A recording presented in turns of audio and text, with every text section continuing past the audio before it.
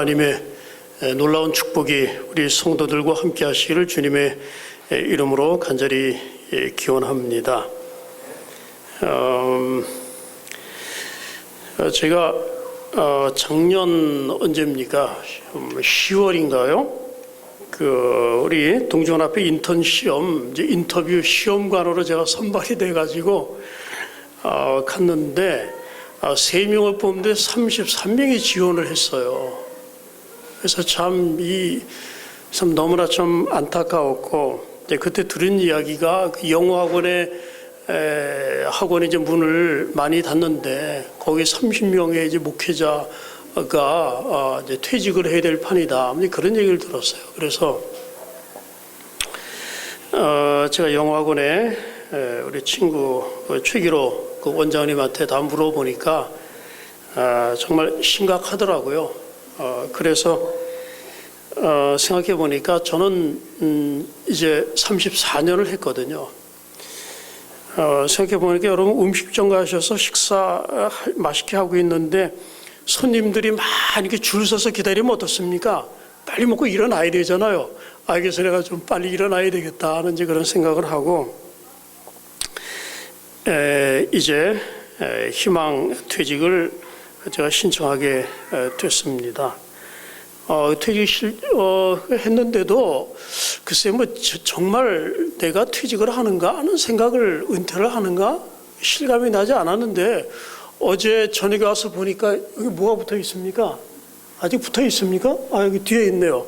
은퇴 감사 예배 딱 붙어 있는 거 보고 정말 내가 은퇴는 하게 되는가 보다 좀 실감이 났습니다.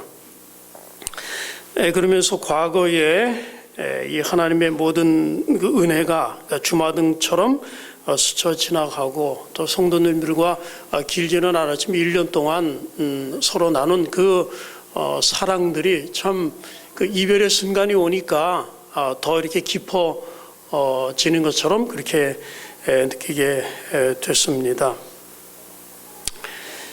오늘 특별히 합회에서 또 우리 김창일 목사님 오셔서 정말 저의 그 은퇴를 이렇게 축하해 주셔서 감사드립니다.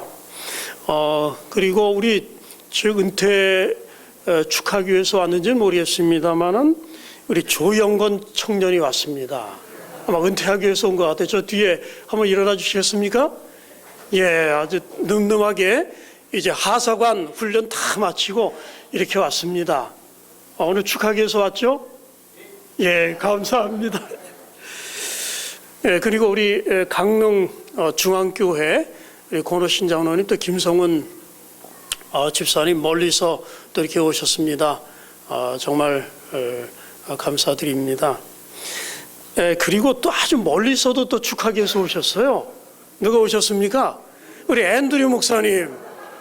제가 정확한 의도는 모르겠습니다만 축하하기 위해서 오셔서 정말 감사드립니다. 제가 지난 생일을 돌이켜 보니까 제가 17년 동안 이제 시조사에 있었고요. 17년 동안 목회를 해서 이제 34년 목회를 했습니다.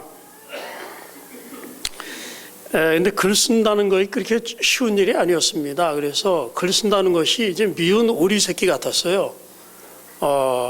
제가 이제 시조사 나와서 이제 목회를 하고 그러면서 이제 시간이 한참 지나다가 이제 글은 더 이상 안 쓰겠다 생각했는데 한참 있다 보니까 미운 오리 새끼가 뭐 백조는 아니더라도 그래도 조금 이렇게 좀 변해 있는 걸 알게 됐습니다. 그래서 이제 손이 좀 근질근질한 느낌이 좀 오기 시작해요. 그래서 제가 은퇴는 하지만은 그러나 앞으로 내가 목회하면서 경험하고 느낀 것들, 그리고 목회하면서 교회의 필요가 뭔지, 개인의 필요가 뭔지 조금은 좀 알 수 있을 것 같아요. 그래서 그것과 관련된 책도 좀 좋은 책들이 많이 있는데 그런 책들도 이제 틈틈이 번역도 좀 하고 또 하나님이 또 기회를 주신다면 또 교회에 필요한 그런 좀 책도 써야 되겠다 하는 그런 생각을 하게 됐습니다.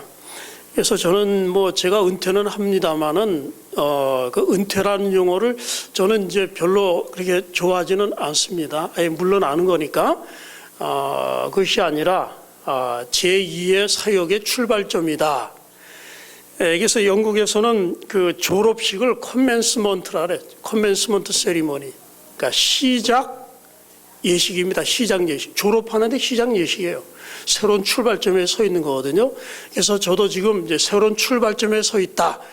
이렇게 생각하면서 하나님께 감사를 드립니다. 사실 무슨 설교를 마지막에 해야 될까? 어떤 설교를 하는 게 좋을까요? 근데 저희 집사람이 너무 이렇게 눈물 나는 설교를 하지 말았으면 좋겠다.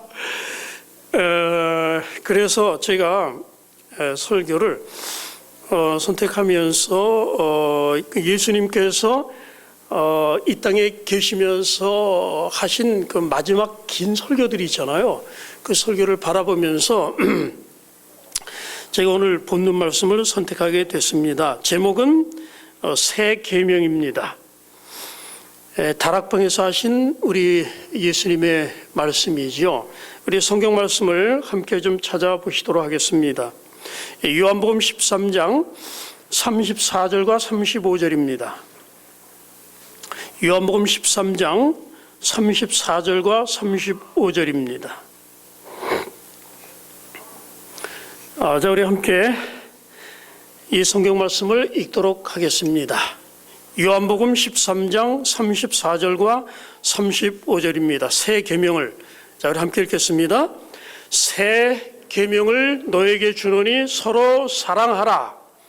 내가 너희를 사랑한 것 같이 너희도 서로 사랑하라. 너희가 서로 사랑하면 이로써 모든 사람이 너희가 내 제자인 줄 알리라. 유대인들에게 11번째 계명이 무엇입니까? 이렇게 물어보시면 유대인이 뭐라 그럴까요? 10계명도 버거운데 11번째 계명이라니, 아마 그렇게 말할 겁니다.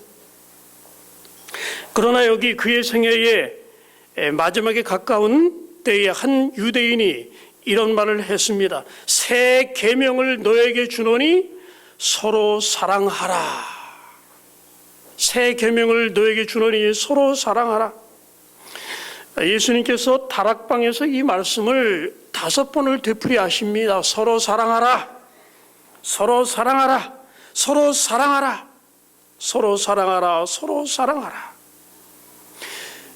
사형을 앞둔 그 예수님의 입술에서 사랑과 관련된 용어가 요한복음 13장에서 17장까지 보면은 거의 제가 세보니까 한 30번 정도가 나옵니다. 그러니까 예수님께서 죽으시기 전에 예수님 마음 한가운데 있었던 가장 중요한 사상의 하나는 서로 사랑하라입니다. 서로 사랑하라. 이게 새 계명이죠. 그래서 이것을 일컬어서 11번째 계명이다. 몇 번째 계명입니까? 11번째 계명이다. 그런데 서로 사랑하라는 이 계명이 어떻게 11번째 계명이 될 수 있습니까? 사랑하라는 계명은 원래 예전부터 있었던 계명입니다. 자, 이제 24시간 내에 사랑의 정의를 다시 써야 할 만큼 엄청난 사건이 발생할 것입니다. 십자가에서 예수님께서 죄인을 위해서 자신의 목숨을 버리실 겁니다. 1982년 그 에어 플로리다의 한 여객기가 포토맥 강에 겨울에 추락했습니다. 구조 헬리콥터가 이제 세찬 바람이 부는 이 강 위를 맴돌면서 생존자를 찾습니다. 생존자들은 살아있기 위해서 안간힘을 쓰고 있었습니다. 근데 구명줄이 딱 내려오는데 한 그 대머리 이 한 신사가 자기에게 구명줄이 내려왔는데 다른 사람에게 양보를 합니다. 그렇게 하기를 여러 번. 그리고 자기 차례가 왔는데 이 사람이 물속으로 빠져버렸어요. 그리고는 완전히 사라져 버렸습니다. 미국의 레이건 대통령이 전 국민에게 연설을 합니다. 그때 사용된 성경절이 요한복음 15장 13절입니다. 사람이 친구를 위하여 자기 목숨을 버리면 이보다 더 큰 사랑이 없나니 그랬어요. 서로 사랑하라. 이 말씀은 예수님께서 서로 사랑하라고 말씀하신 그 같은 다락방에서 세계명 선포하신 지 얼마 있다가 하신 그런 말씀입니다. 예수님께서 갈바리 십자가에서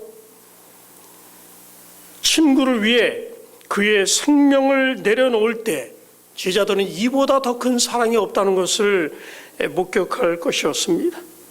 그래서 갈바리 십자가는 영원히 사랑의 정의를 다시 새롭게 쓰는 것입니다.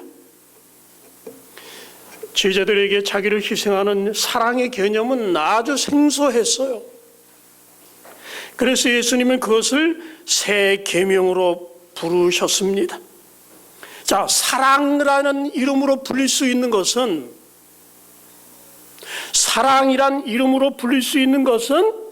예수님처럼 사랑하는 것입니다.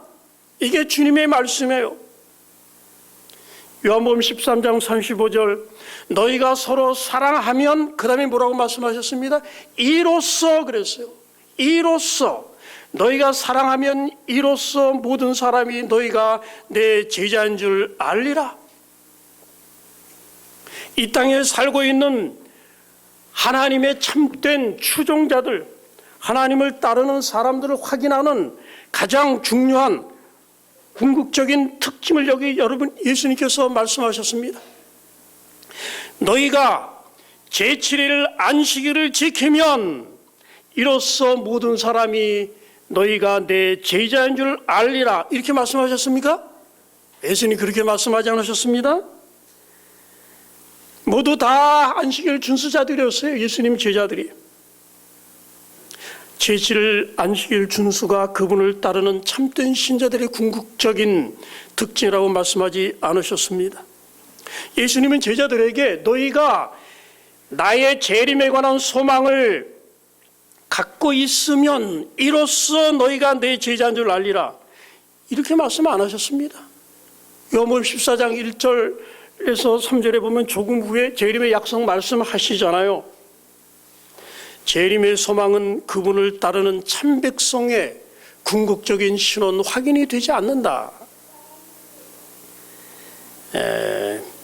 요즘 우리 제7일 안식일을 위해서 재림교회와 관련해서 말씀드린다면 성소정결, 최후의 심판, 27개 교리에 관한 진리를 갖고 있으면 이로써 너희가 예수님의 제자임을 알게 되리라. 이렇게 말씀하지 않으셨습니다. 홍인종이든 황인종이든 흑인이든 백인이든 빈부노소 막론하고 교육받은 자와 무식한 자, 선진국, 개발도상국에 살던 사람이든 모든 사람들은 그랬어요. 너희가 서로 사랑하면 이로써 너희가 내 제자인 줄 알리라. 참 이기심 많은 우리가 사랑으로 연합할 때 사람들은 인간 이상의 힘이 작용하고 있다는 걸 알게 될 거예요. 갈라지고 싸우는 세상 사람들 가운데 나타난 교인들의 하나됨, 이것은 새로운 원칙이 이 사람들의 심령에 세워졌다고 하는 강력한 증거인 것입니다. 인간의 심령에 정말 뿌리 깊은 악들을 이기는 것을 바라보고 사람들은 그들이 자기 힘이 아니라 뭔가 신비한 힘의 작용으로 그렇게 했을 것이라고 느끼게 될 것입니다. 예수님이 그렇게 말씀하셨죠. 이런 사랑을 볼 때 사람들은 우리가 예수의 제자라는 것을 알게 될 것이다.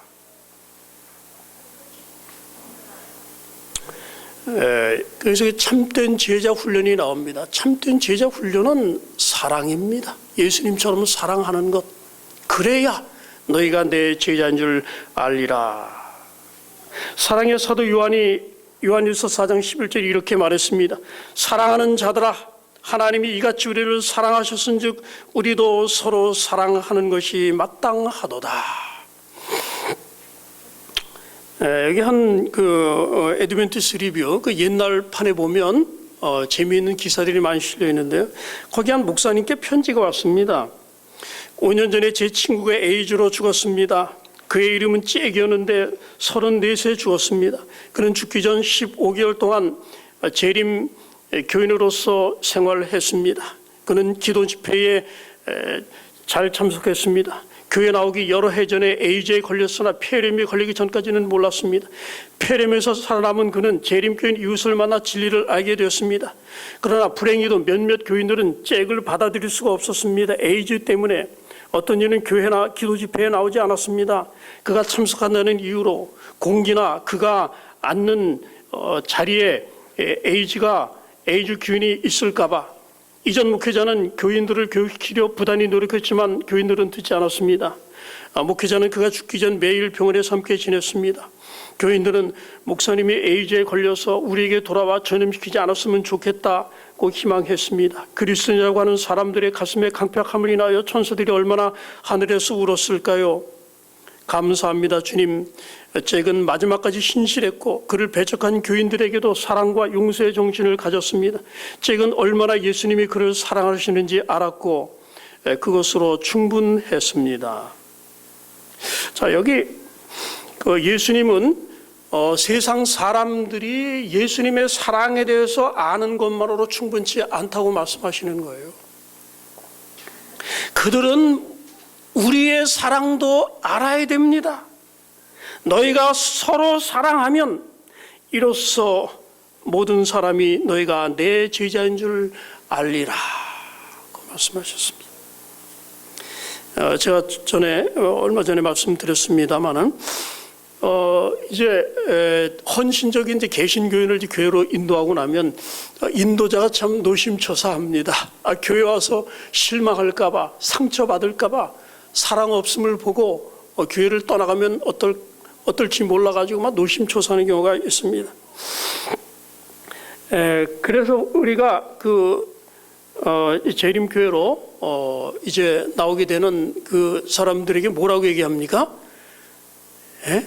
사람을 보지 마시고 뭘 보십시오?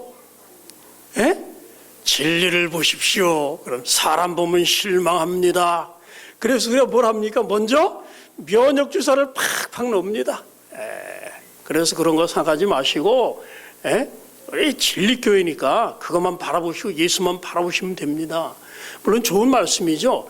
근데 여러분, 예수님은 그렇게 말씀하지 않으셨어요. 어떻게 말씀하셨습니까? 너희가 서로 사랑하면, 그래서 이로써 모든 사람이 너희가 내 제자인 줄 알리라 말씀하셨어요. 그래서 교회에 교회에 정말 이 사랑의 분위기가 있는 것이 얼마나 중요한지를 우리 예수님은 우리에게 말씀해 주셨습니다. 여러분, 응급실에 한번 가보셨습니까? 문을 열고 들어가면 거기 커튼이 쳐져 있고 응급실 분위기는 참 지저분하고 어떤 때 보면 난장판이죠. 거기 어떤 사람이 옵니까? 정말 위기에 처한 사람이 옵니다. 뭐 토하고 소변 냄새, 피 냄새, 소독약 냄새, 막 항생제 냄새, 이상한 약 냄새 말이죠. 얼마 전에 깨끗했는데 막 하얗고 살균된 시트가 쫙 있었는데 갑자기 환경이 더럽고 물이 흥건하고 오염된 것이 많고. 그러나 병원 사람들은 잘 압니다. 바로 그런 사람들이 의료진의 존재 이유입니다. 왜 거기 있는지의 이유라는 걸 아는 것입니다. 다른 이의 생명을 구하라 그런 환경에 노출되고 오염된다는 것이죠. 교회도 그래야 됩니다. 흙 묻고 오염되고 때때로 냄새나는 위기에 처한 사람을 구하는 장소. 구원받고 싶은 욕망을 가지고 그대로 오는 자들, 교회는 죄인들을 위한 병원으로서 응급실 역할을 합니다. 응급실에 들어오는 조건, 잘 닦고 들어올 것, 그렇게 그렇지 않습니다. 그런 거 요구하는 응급실 없죠. 먼저 치료받고 들어와라. 입원 전에 있는 그대로 와야 됩니다. 원래 교회는 그 난장판인 장소가 되게 되어 있습니다. 예수님의 교회보다 그렇게 더 좋은 장소가 어디 있습니까? 마태 9장 35절에 보면 예수님이 그렇게 하셨습니다. 예수께서 모든 도시와 마을에 두루 다니사 그들의 회당에서 가르치시며 천국 복음을 전파하시며 모든 병과 모든 약한 것을 고치시니라. 세리 마태가 예수님을 위해서 이제 파티를 여는데 파티장에 이제 바리새인들이 예수님이 하는 일을 엿보고는 제자들에게 말하죠. 어찌하여 너희 선생은 세리와 죄인들과 함께 잡수시느냐? 그때 예수께서 뭐라고 말씀하십니까? 건강한 자에게는 의사가 쓸데없고 병든 자에게라 쓸데있느니라. 그러면서 내가 의인을 부르러 온 것이 아니라 죄인을 부르러 왔노라. 근데 죄인이 어떤 죄인인지를 말씀하지 않으셨어요. 죄인의 종류가 많습니까? 엄청 많습니다. 동성의 죄인, 이성의 죄인, 윤리적인 죄인, 비윤리적인 죄인, 알코올 중독 죄인, 비알코올 중독자 죄인, 민주당 죄인, 새누리당 죄인, 백인 죄인, 흑인 죄인, 황인종 죄인, 부자 죄인, 가난한 죄인, 젊은 죄인, 늙은 죄인, 재림교인 죄인, 또 비재림교인 죄인 말이에요. 너무너무 많습니다. 그냥 예수님은 그냥 죄인들 그러죠. 죄인들. 그래서 우리가 감사해야 됩니다. 나 같은 죄인도 우리 주님이 감싸 주시니까. 누가복음 11장에 보면은 15장 1절에 보니 모든 세리와 죄인들이 말씀을 들으러 가까이 나오니 바리새인과 서기관들이 수군거려 이르되 이 사람이 죄인을 영접하고 음식을 같이 먹는다. 예수님이 가랑 바로 그런 분입니다. 예수님이 만난 죄인 가운데서 예수님이 좋아하거나 사랑하지 않은 죄인은 없었습니다.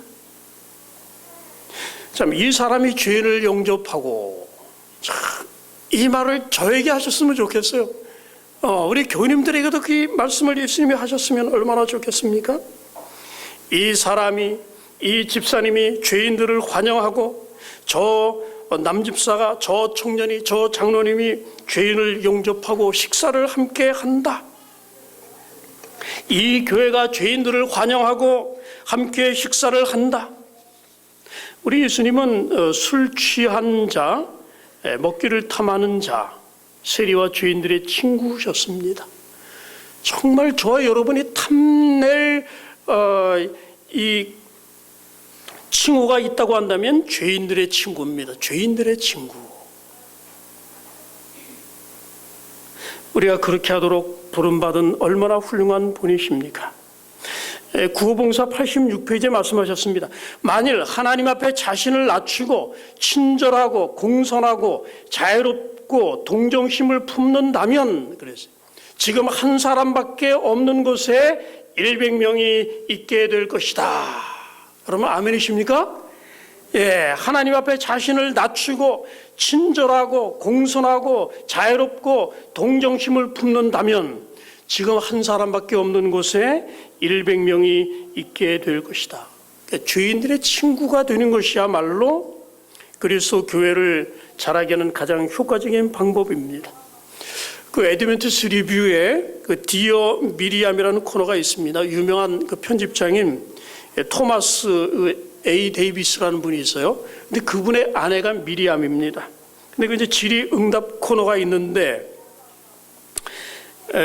아주 굉장히 인기가 있는 코너였습니다. 거기 이런 이야기가 있습니다. 한 사람이 편지를 보냈어요.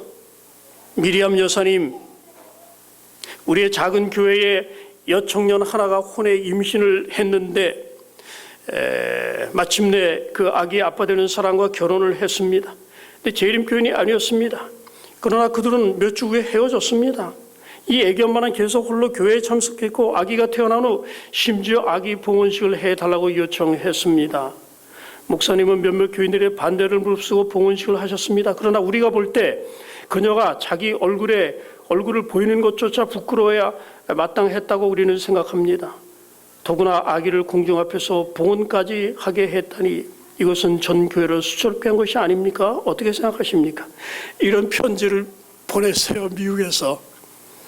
그래서 미리암 여사가 답변이 뭐라고 했냐면, 아마도 당신은 그녀가 자신의 옷에 주홍 글씨 A, 어덜터러, 간음자를 쓰도록 강요하여 자신의 실수에 대한 고통을 평생 확실히 받도록 하기 원하는 것처럼 보입니다. 제가 질문 하나 해도 되겠습니까? 아기가 무슨 죄를 저질렀습니까? 저는 교회의 좋은 명망이 먹칠당할지 모른다는 염려를 이해하지 못하는 바는 아닙니다만, 그것이 이런 경우들에서 무조건적인 사랑을 베풀 필요를 결코 제쳐놓을 수 없는 것입니다. 우리 주님은 죄인을 사랑하라고 말씀하시지요. 어떤 죄인지는 아무 상관이 없습니다. 결혼도 하기 전 아기를 가진 이 처녀는 교회 수치를 안겼습니다. 그녀는 교회 밖으로 던져줘야 합니다 라는 말을 한 그 여성은 현대판 바리새인입니다. 마지막 때 믿음의 공동체는 사랑의 공동체가 되어야 됩니다. 응급실 교회가 되어야 합니다. 이보다 더 높은 교회의 부르심은 없는 것입니다. 누군가 이런 말을 했습니다. 그리스도는 종종 다른 사람에게 접근하기를 주저한다. 그들이 고기들을 잘 잡기 전에 하나님이 그 고기들을 정결케 하기를 원한다. 금고리가 신체 일부에 부착되어 있거나 나쁜 냄새가 나거나 피부색이 같지 않거나 하면 그리스도는 주저하는 경향이 있다. 그러나 하나님이 우리에게 접근하신 것에 관하여 한순간 생각해봐라. 거룩하고 순결하신 하나님이 우리에게 다가오셔서 흙묻고 악하고 부정한 우리를 만지셨다. 여러분, 야고보 2장 10절 잘 아시죠? 누구든지 온 율법을 지키다가 그 하나를 범하면 모두 범한 자가 되나니. 우리는 이 구절을 어떻게 사용합니까? 특별히 넷째 계명 이거 안 지키면은 모두 범한 자가 됩니다. 이렇게 사용하잖아요. 그런데 여러분, 야고보서 2장을 보시면은 그 문맥이 그 문맥이 아닙니다. 야고보가 주장하려는 것과 거리가 아주 멉니다. 야고보는 지금 넷째 계명 이야기를 하고 있는 게 아닙니다. 11번째 계명을 지키라고 열렬히 호소하는 겁니다. 야고보는 부한 자와 가난한 자가 예배하러 올 때 부한 자는 좋은 좌석에 앉히고 가난한 자는 좌석에 앉힌다면 이것은 서로를 차별하는 것이다. 너희가 만일 성경에 기록된 대로 내 이웃을 사랑하기를 내 몸과 같이 하라 하신 최고의 법을 지키면 잘하는 것이거니와. 이웃에 대한 차별 없는 사랑, 이것이야말로 우리가 모든 사람을 사랑한다는 것. 그렇게 하지 않는다면 우리가 하나님의 계명을 깨뜨리는 것이다. 우리 예수님이 이렇게 말씀하셨습니다. 자, 우리 교우님들에게 제가 질문을 한 가지 드리겠습니다. 여러분, 사랑하는 거 쉽습니까? 어렵습니까? 사랑하는 것 제일 쉽습니까? 우리 청년들이 사랑하는 거 만나서 눈 맞아가지고 굉장히 쉽고 달콤하고 참 좋아 보입니다. 네, 여러분, 사도 바울이 고린도전서 13장에 사랑에 대한 정의를 내리죠. 이 정의를 여러분 살펴보시기 바랍니다. 거기에 보면 사랑에 대해서 긍정적으로 7가지가 나오고 부정적으로 사랑은 이런 게 아니다 8가지가 나옵니다. 제일 먼저 뭐가 나옵니까? 사랑은 뭐하며? 사랑은 뭐하며? 제일 먼저 나오는 거죠. 사랑은 오래 참고. 여러분 한번 사랑은 오래 참고 실감나게 한번 읽어보세요. 사랑은 오래 참고. 더 실감나게 한번 해보세요. 예. 사랑은 오래 참고 이러셔야 돼요. 사랑은 오래 참고 더 참고 490번이라도 참아주는 것. 예? 여러분, 이거 쉽습니까? 어렵습니까? 저 사람 하나님께서 그냥 당장 하늘에서 벌을 내시면 참 좋겠습니다. 근데 하나님은 어떠셔요? 그 하나님에 대해서 막 화가 날 때가 있어요. 나를 정말 어렵게 하면서 저 사람 좀 벌 받았으면 좋겠는데. 건재하고 말이에요. 사랑은 뭐 하는 거? 오래 참는 거. 다른 사람이 좀 모자라도 참아주는 거. 내 인내력을 시험해도 오래 참는 거. 모세가 몇 년을 참았습니까? 40년 참다가 마지막에 못 참았어요. 그러잖아요. 참는 거. 이 정말 어려운 겁니다. 오래 참는 거. 오래 참는 게 사랑이다. 너희가 서로 사랑하라. 그 얘기 뭡니까? 너희가 서로 뭐하라? 오래 참아주라. 그렇게 하면 이로써 모든 사람이 너희가 내 제자인 줄 알리라. 그 다음에 또 무슨 얘기를? 사랑은 그 다음에 온유하며, 온유하다는 말이 뭡니까? 부드럽다는 뜻인데, 야생마 있잖아요. 야생마, 얼룩말, 이게 잘 다스리지. 야생마. 제 멋대로 노는 거 있지 않습니까? 자기 타고난 본성대로 행하는 사람이 있어요. 근데 이게 길들여진 거예요. 길들여진 말 있잖아요. 말 잘 듣고 그 에너지가 생산적인 대로 잘 사용되는 것. 이게 바로 온유라는 표현인 것입니다. 어떤 사람은 나는 원래 성격이 그래. 나는 하고 싶은 말 다 할 수 있어. 여러분, 이건 사랑이 아닙니다. 제어돼야 돼요. 자기의. 정말 하나님의 은혜의 소금이 쳐져서 정말 이 절제할 수 있는 사람. 이게 바로 온유입니다. 여러분, 이렇게 하는 거 쉽습니까? 어렵습니까? 정말 나도 할 말 다 하고 싶은 그런 욕구가 있어. 때때로 또 그렇게 하기도 합니다. 근데 성경에 보면은 사랑은 온유하며 그랬어요. 그걸 좀 잘 죽여서 하나님의 은혜로 또 뭐 하지 아니하며 시기하지 아니하며 그랬습니다. 이거 정말 너무나 어렵습니다. 여러분, 다른 사람이 잘 되면 여러분 정말 기쁘십니까? 정말 기쁘신 분들은 성화되신 분입니다. 완전한 자라고 불릴 수가 있는 거예요. 우리 재림교회 유명한 그 외과 의사 켈록 의사 있지 않습니까? 그 사람이 키가 작습니다. 이 사람 전기 읽어보면 이 사람이 굉장히 유명한 사람이죠. 근데 자기 배틀크릭 병원에서 누군가 독자적인 명성을 구축해 가면 그 다음에 칼라로 내리칩니다. 켈록이. 엄청난 그런 손해를 끼쳤습니다. 정말 사랑하는 교회는 다른 사람이 잘 되고 다른 사람이 맡은 이 부서가 잘 되고 이렇게 성공할 때 정말 축하해주고 기뻐해주는 것. 그 다음에 사랑은 자랑하지 않는다 그랬어요. 너희가 자랑하지 않으면 세상 사람은 정말 자랑을 참 좋아합니다. 그렇죠? 자기 노출을 좋아합니다. 영광받기를 좋아합니다. 모든 것이 내가 한 것인 양 이렇게 피하라기를 좋아하는 겁니다. 공작새처럼 말이죠. 자신에게 뻐기는 이런. 사랑은 그렇게 하지 않는다 그랬어요. 그래서 사랑은 첫째도 겸손이요. 그래서 기독교는 첫째도 겸손이요, 둘째도 겸손이요, 셋째도 겸손이다 하는 겁니다. 근데 여러분, 이게 쉽습니까? 어렵습니까?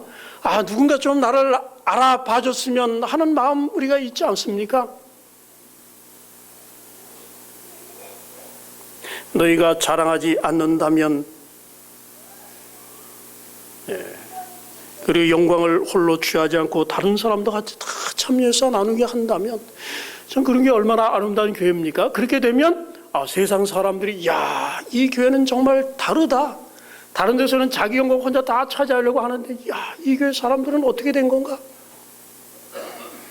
그 다음에 교만하지 아니하며 그랬습니다. 난 너보다 거룩하다 그러죠. 나 아니면 안 된다 하는 그런 태도. 자신의 중요성을 과대평가하지 않는 것. 과대망상증에 빠지지 않는 것. 여러분, 이거 정말 쉽지 않습니다. 이게 바로 신앙인이 가장 빠지기 쉬운 죄입니다. 교만. 최종적으로 빠지는 죄가 교만이라는 죄입니다. 교만이라는 죄. 정말 너무너무 요새 끊임없이 저도 이 고린도전서 13장을 정말 자주 읽고 암송하고 또 암송합니다. 암송하고 내 무례히 행치 아니하며 그랬습니다. 이 다른 사람의 권리를 침해하지 아니하며 사려 깊은 태도를 나타내고 항상 우아하게 말 한마디 하더라도 정말 다른 사람을 깊이 생각하고 사는 말들, 이게 필요합니까? 예수님이 그게 사랑이라 그랬어요. 사랑. 여러분, 사랑. 우리가 좀 그냥 말하기는 쉽습니다. 그러나 실천하기는 너무너무 어려운 거예요. 사랑을 가진 사람은 무례히 행치 않는다. 날카롭게 찌르는 말을 하지 않고 모욕성 발언을 하지 않고 자기의 유익을 굳지 않고 사랑은 자기 유익을 굳지 않는 것입니다. 여러분 솔직히 한번 여러분 마음속으로 한번 대답을 해보시기 바랍니다. 나는 받는 것이 주는 것보다 더 행복하다. 아니면 받는 것보다 주는 게 더 행복하다. 여러분 어느 쪽입니까? 예? 받을 때가 더 행복하십니까? 줄 때 행복하십니까? 줄 때 행복하시죠? 예, 교회는 그래야 됩니다. 예, 줄 때 행복한 사람, 뭐 하면 나 위주로 생각하지 않고, 예, 다른 사람의 이익과 권리를 챙겨주는 사람, 네가 오른쪽 우하면 나는 좌하리라. 형님 먼저, 아우 먼저, 이런 정신이 이게 뭡니까? 이게 사랑이다. 근데 세상은 어떻습니까? 너무 정말 이건 약육강식입니다. 근데 교회 오니까 너무너무 다른 겁니다. 자기의 유익을 구치를 않아요. 다른 사람의 유익을 구하는데 말이에요.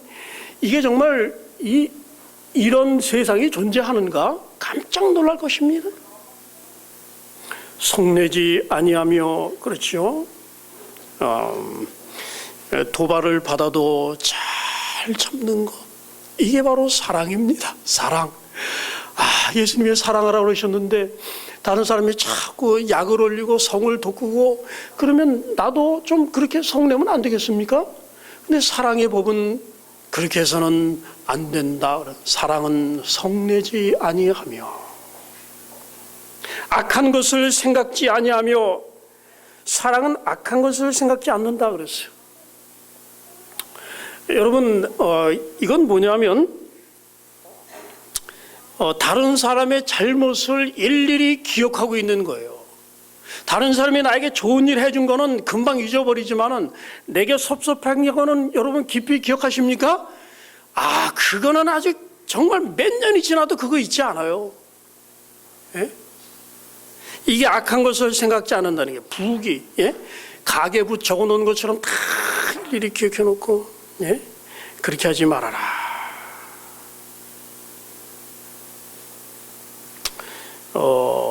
작년에 누가 저한테 누구의 잘못을 이렇게 한다고 해서 50, 60장을 이렇게 써가지고 저렇게 보낸 게 있는데 제가 다 찢어버렸습니다. 예, 여러분 악한 것 생각하지 말고 내게 잘못한 것들 다 여러분 잊으셔야 돼.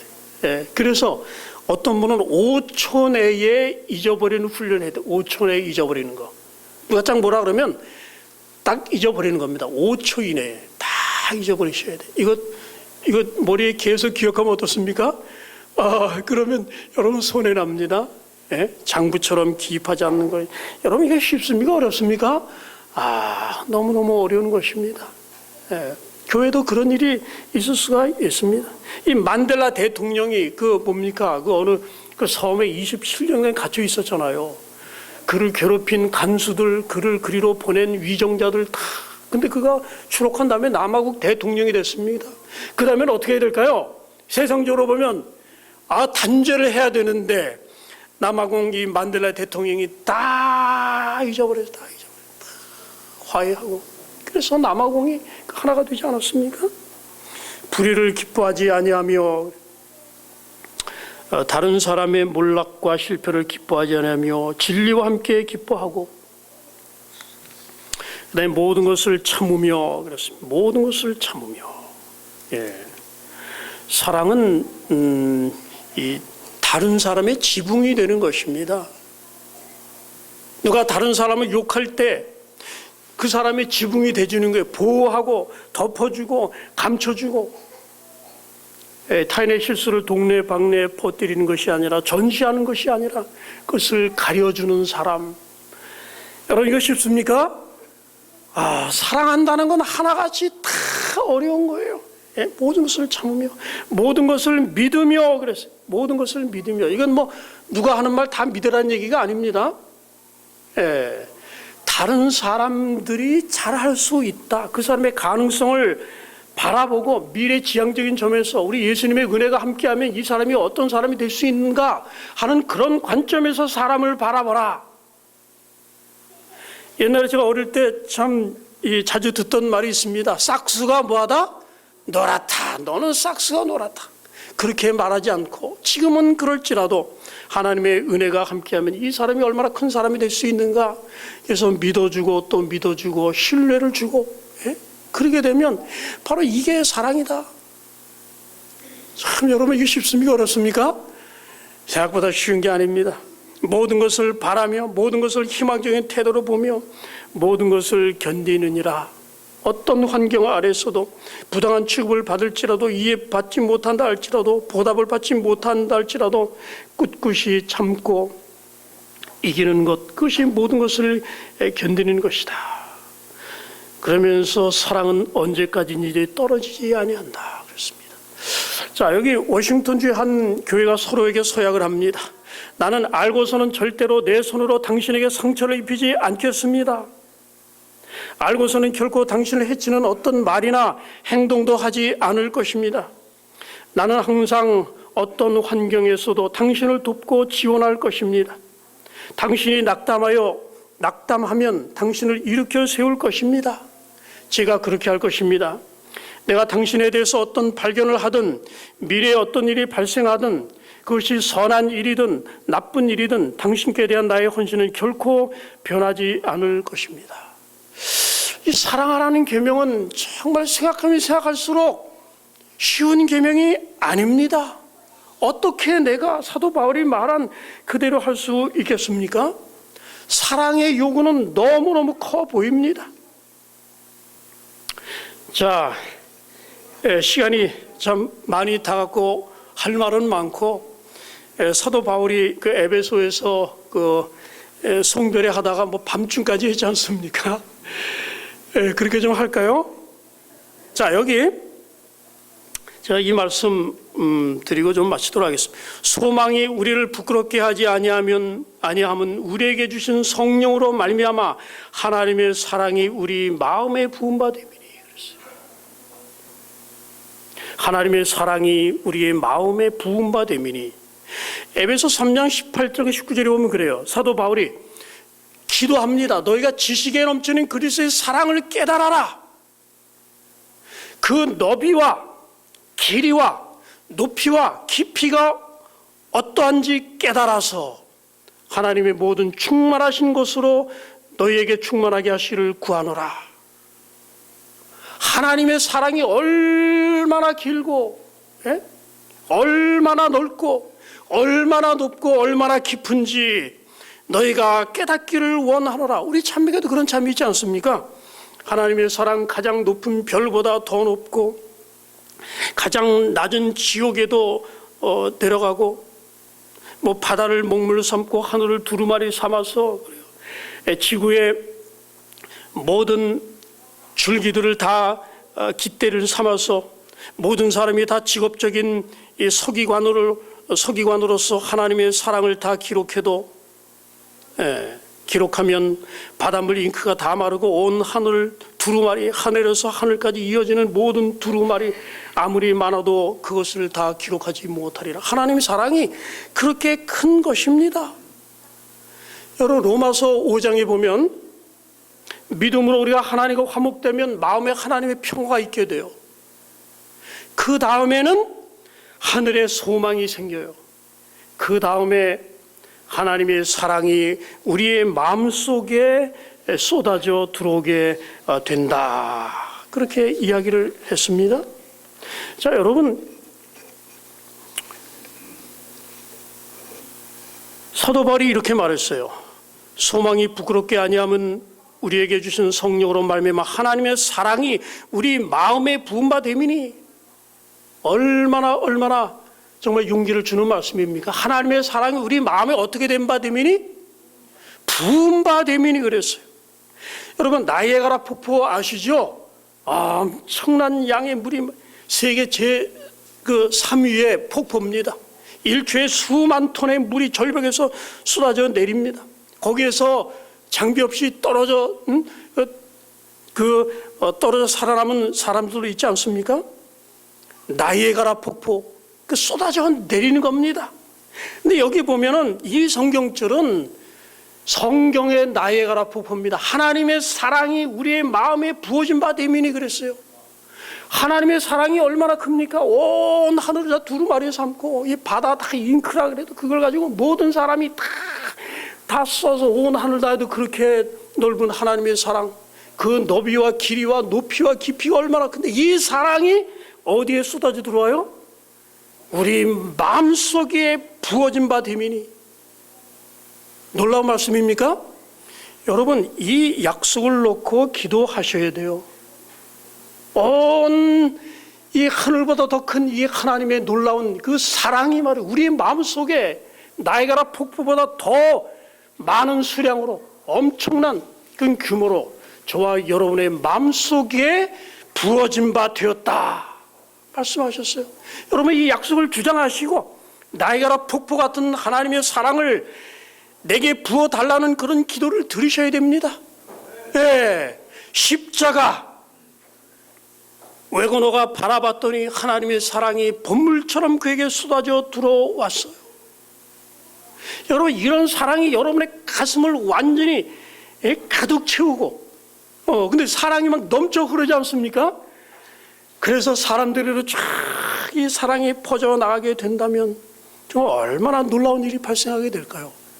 제가 이 말씀을 생각하면서 정말 사랑하는 건 정말 우리 스스로 하기는 어렵다. 그러나 예수 그리스도의 아름다운 십자가 사랑을 바라보고 칭의를 받고 소망을 갖고 그 다음에 하나님의 사랑이 우리 속에 무한한 규모로 쏟아져 들어오게 된다면 사랑하는 일이 쉬운 일일까요? 그것만큼 자연스러운 일이 없을 것입니다. 정로의 계단 45페이지에 말씀했습니다. 하나님의 사랑을 느끼는 자는 최소 한도를 원하지 않고 가장 낮은 표준도 원하지 않게 될 것이다.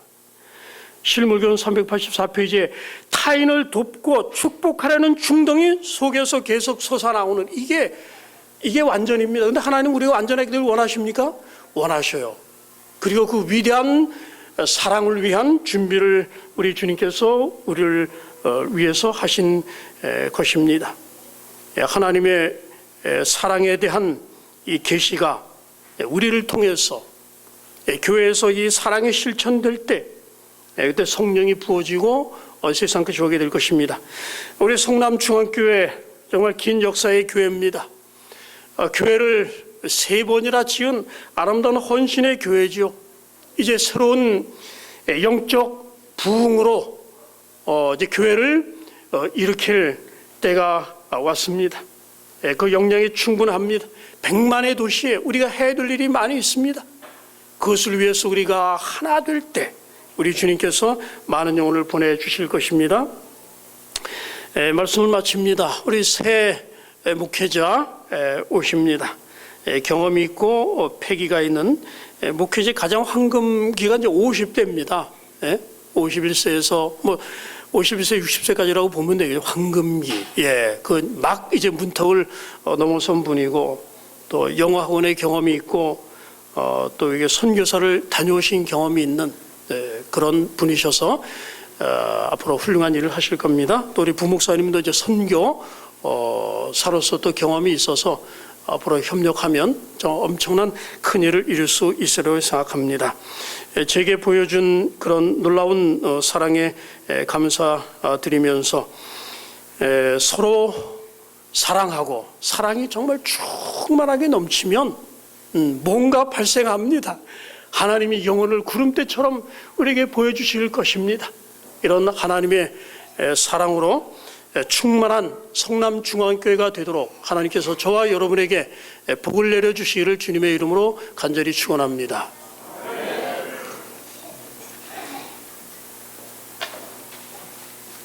예리의 순서가 모두 마치면